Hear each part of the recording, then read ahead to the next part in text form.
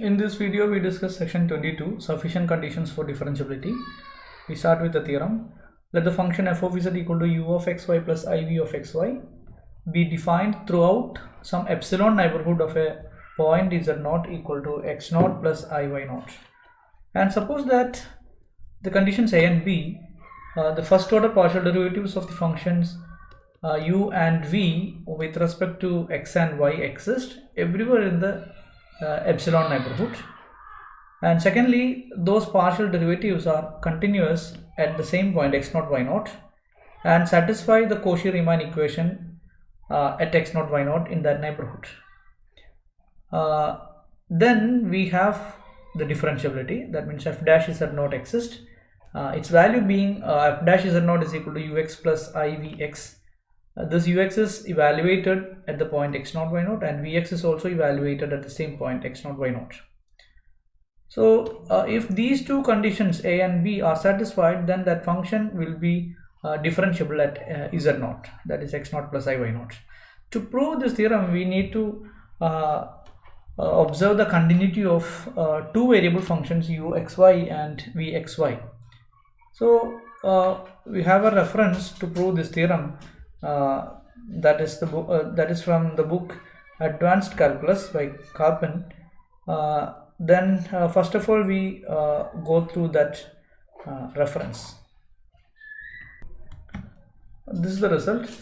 If the first order partial derivatives of u and v are continuous at the point x0 y0, then we can write delta u, that is the definition of delta u is u of x0 plus delta x comma y0 plus delta y minus u of x0 y0. That can be expressed as ux x0 y0, that is derivative of u with respect to x at the point x0 y0 times delta x plus derivative of u with respect to y at x0 y0 times delta y plus epsilon times delta x plus epsilon 2 times delta y. Similarly, this delta v can be written as, that is v of x0 plus delta x plus y0 comma y0 plus delta y minus v of x0 y0. That can be written as vx at x0 y0 delta x plus vy at x0 y0 times delta y plus I'll write this is epsilon 2 times, instead of taking epsilon 2 we write this is epsilon 3 times, this is another epsilon, epsilon 3 times plus epsilon 4 times delta y. These epsilon 1, epsilon 2 were this epsilon 1, epsilon 2, epsilon 3 and epsilon 4. All these tend to 0 as delta x tends to 0 and delta y tends to 0. So whenever delta z tends to 0, we have these four quantities tend to 0. So this is the results regarding the continuity of the partial derivative of this u and v. So this result says that delta u can be expressed as the combination of the partial derivative of u with respect to x and partial derivative of u with respect to y. Similarly, the same thing happens for v also. So using this definition, we can easily prove the differentiability of f at the point z equal to z0. To prove this theorem, we assume conditions a and b, where the consequence of a is this reference and consequence of b, that is u and v satisfy CR equations, means that ux equal to vy and uy is equal to minus vx at x0 y0. So these are two conditions or hypothesis. So using this we will prove the differentiability. So in order to prove the differentiability of f, we write delta z is equal to this delta z is equal to delta x plus I times delta y, and delta omega is equal to f of z plus z0 plus delta z minus f of z0, where this delta z satisfies the condition that 0 less than delta z, more delta z, which is less than epsilon. Okay, so we write these quantities as delta z and delta w, and now you can write this delta w is equal to delta u plus I times delta v, because this w is f of z, so this can be written in terms of delta z. Delta w can be, delta omega can be written as delta u plus I times delta v. Now what this delta u is defined as same as this. Delta u is equal to u of x naught plus delta x comma y naught plus delta y minus u of x naught y naught. Similarly, delta v is v of x naught plus delta x comma y naught plus delta y. Now delta omega can be written as by substituting the value of delta u and delta v from these two equations, we will get delta w is equal to ux at x naught y naught delta x plus uy at x naught y naught times delta y plus epsilon 1 times delta x plus epsilon 2 times delta y plus I times, now we substitute for this delta v from this equation, that is vx at x naught y naught times delta x plus vy at x naught y naught times delta y plus epsilon 3 times delta x plus epsilon 4 times delta y, epsilon 4 times delta y. So this is the expression for delta omega. Now we apply this CR equations, ux equal to vy and uy is equal to minus vx to the equation, and we grouping the terms, we will get this is equal to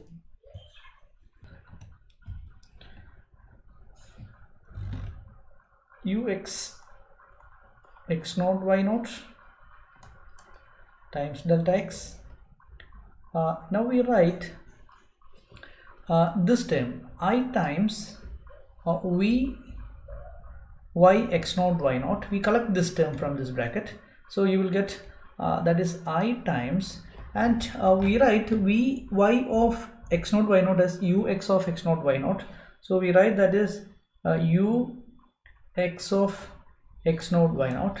Now we are collecting this term and we replace vy by corresponding ux. Okay, then the remaining will be, this is I times ux of x naught y naught times delta y, so this is delta y plus. Okay, the reason behind this is we have to take this ux x naught y naught can be taken out from this. The remaining part will be delta x plus I times delta y, so that will constitute delta z.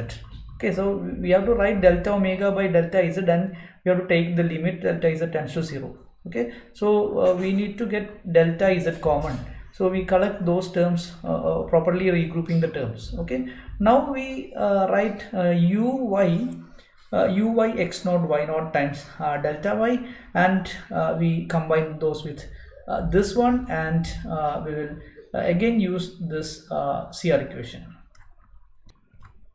Then we get, we write this uy as, we know that uy is equal to minus vx, then uy x naught y naught as minus vx x naught y naught along with this delta y, and collect this term I times, okay, plus we properly put bracket like this, then this term, that is I times vx of x naught comma y naught. Okay, so we have collected this term along with this in the first to constitute the first two terms, and again the second term from this part, and I times the first term of this bracket. So next the remaining terms will be epsilon 1 times delta x, epsilon 2 times delta y, epsilon 3 times I times epsilon 3 times delta x plus I times epsilon 4 times delta y. Okay, so we write all other terms. We write that is epsilon 1 times delta x plus epsilon 2 delta y plus epsilon 3 I times epsilon 3 delta x again plus I times epsilon 4 delta y. Okay, so these are the remaining terms. Now we write by collecting ux x naught y naught from the first two terms, you will get this will be ux times x naught y naught delta z. So the remaining term will be delta x plus I times delta y, that is delta z. Now you write this I, this minus vx can be, this minus 1 can be replaced by I square. Okay, so if we replace this minus by I square, then here we have I square and here we have I. Then by taking one I in common, we will get I times, the remaining will be this term, the remaining will be Vx x naught y naught, and here we will have one I extra, so that will be plus I times Vx. Here we have delta x, so I missed that one, that comes from this delta x. So we have Vx times Vx x naught y naught, here we have delta x and here we have delta y again. Then plus we write the remaining four terms as by taking delta x common, we will have delta x times epsilon 1 plus I times epsilon 3, and by taking delta y in common from these two terms, then you will get delta y times epsilon 2 plus I times epsilon 4. So this is the simplification of delta omega. Now we rewrite this delta omega again. Delta omega can be written as ux x naught y naught times delta z plus I times, this can be written as by taking Vx x naught y naught can be taken out, then the remaining will be again delta x plus I times delta y. So we write this is in the bracket, we write Vx at x naught y naught, by taking this common you get delta z. Okay, so this is the simplification of first two terms. So this times this delta z plus again we have delta x times epsilon 1 plus I times epsilon 3 plus delta y times epsilon 2 plus I times epsilon 4. So these are the other simplification. Now we consider delta omega by delta z to take the limit as delta z tends to 0. So first we write this quotient. So by distributing the denominators, we will get the first term as ux at x naught y naught. This delta z can be cancelled, and I times this delta z also we can cancel this one. Then the rest of will be Vx of x naught y naught. That means the first two terms will be independent of delta z by dividing this term, this RHS by delta z. So the next will be epsilon 1 times epsilon I times epsilon 3 times delta x by delta z. Here we cannot cancel this delta x and delta z, plus epsilon 2 plus I times epsilon 4 times delta y by delta z. Okay, but we know that delta we can easily combine or compare this delta x and delta z. This mod delta x is always less than or equal to mod delta z. Okay, because mod delta x is the real part of delta z in fact. So modulus of a real part is always less than or equal to modulus of the complex number. So we write the modulus of this whole quantity is always less than or equal to modulus of epsilon 1 plus I times epsilon 3. Okay, similarly modulus of the last term, that will be since this quantity is modulus of this quantity is less than 1, modulus of epsilon 2 plus I epsilon 4. Okay, so this will be less than or equal to that quantity. Okay, so now we take the limit as z tends to 0 we can write the modulus. What is this limit mod, or you can write this as delta omega by delta z minus this quantity ux x naught y naught plus I times vx x naught y naught, and modulus of this is always less than or equal to modulus of this whole quantity, modulus of epsilon 1 plus I times epsilon 3 times modulus of delta x divided by modulus of delta z plus modulus of epsilon 2 plus I times epsilon 4 into modulus of delta y divided by modulus of delta z. Okay, but we know that we write this is always less than or equal to, since this modulus is always less than 1, this can be written as modulus of epsilon 1 plus modulus of epsilon 3 plus modulus of epsilon 2 plus modulus of epsilon 4. Now by taking limit, or we can write, we know that delta is modulus of these epsilon 1, epsilon 2, epsilon 3, epsilon 4 tends to 0 as mod delta z tends to 0. So we can write this modulus mod delta omega by delta z minus ux x naught y naught plus I times, this is I times vx x naught y naught.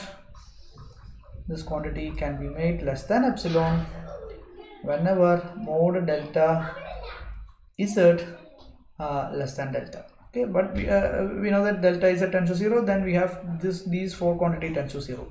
So this shows that limit delta z tends to 0, modulus of this can be written as we can say that this what is the meaning of this? For every epsilon greater than 0, this minus this less than epsilon whenever this happens. That means limit delta z tends to 0, modulus of or delta omega by delta z equal to ux x naught y naught plus I times vx at x naught y naught. Okay, but we know that this limit is nothing but derivative of f at z equal to z naught. So f dash z naught can be written as ux at x naught y naught plus I times vx at x naught y naught. So this shows that f is differentiable, or derivative of f at f exists at z equal to z naught. So which shows that the theorem is sufficient for the differentiability. Okay, so which proves the theorem in the 22nd section. So please go through it, and one example is also discussed in section 22. So we discussed that example, that is written as example 1. This deals with the function f of z equal to e raised to z, that is equal to e raised to x times e to the power iy by substituting z is equal to x plus iy. If you write z is equal to x plus iy, then f of z can be, or e raised to z can be written in this form. Now you can easily get the real and imaginary part of this function by writing e raised to iy as cos y plus I sin y, that is e raised to x equal to cos y plus I times sin y, and we write this as e raised to x cos y plus I times e raised to x sin y.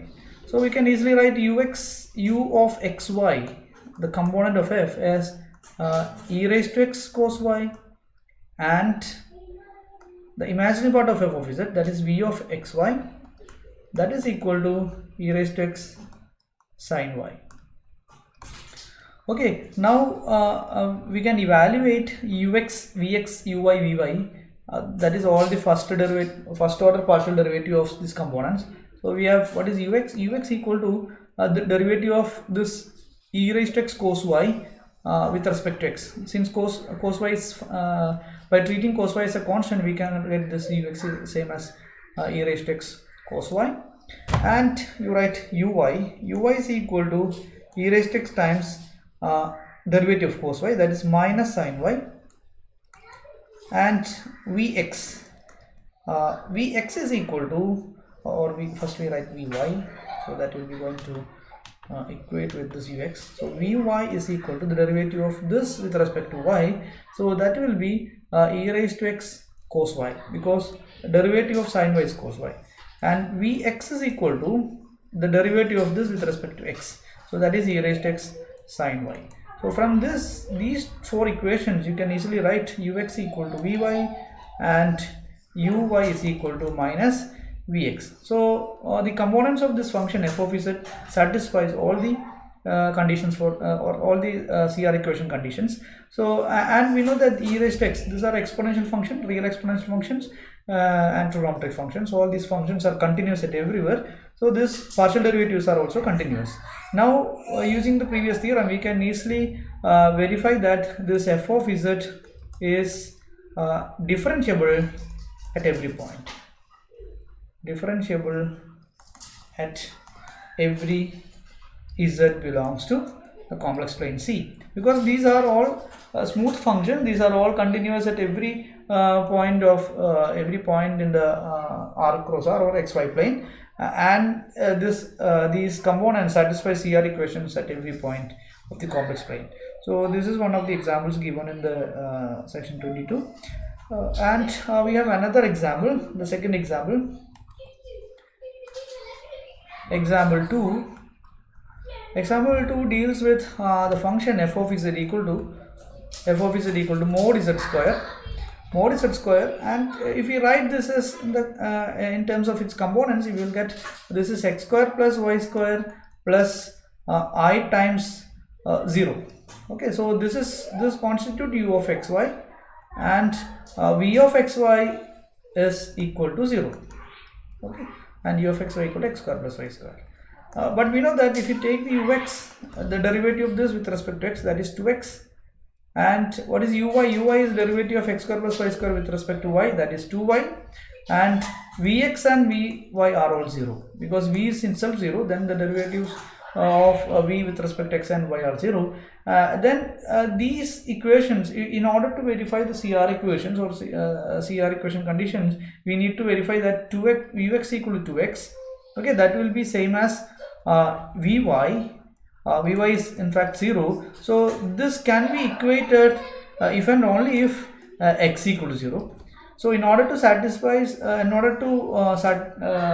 CR equations, the ux and vy, we need to put x equal to 0. Similarly, if we write uy is equal to 2y, that is vy is equal to 0, so this can be equated as uy is equal to minus vy minus vx, right? So this is minus vx, this is ux and vy, this is uy and minus vx. Anyway this is 0, then this can be equated, this is equal to minus of this if and only if y equal to 0. So CR equations are satisfied if and only if xy is equal to 0, 0. That means the components of the function f of z satisfy CR equations if and only if xy is equal to 0, 0. That means that satisfies it only at origin. Okay, so we can say that what is the conclusion of this?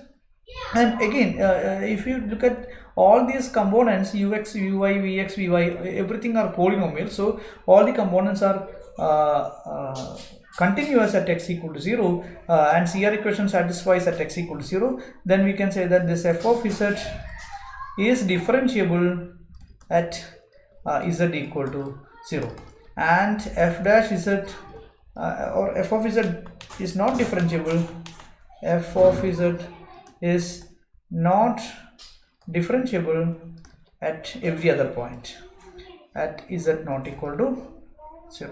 Okay, so this is the conclusion of section 22, and please go through it, and the next class we will discuss the next section, that's not 23, I think that start from 24, and that deals with that section 24 deals with analytic functions, so that will be little bit a stronger condition than differentiability.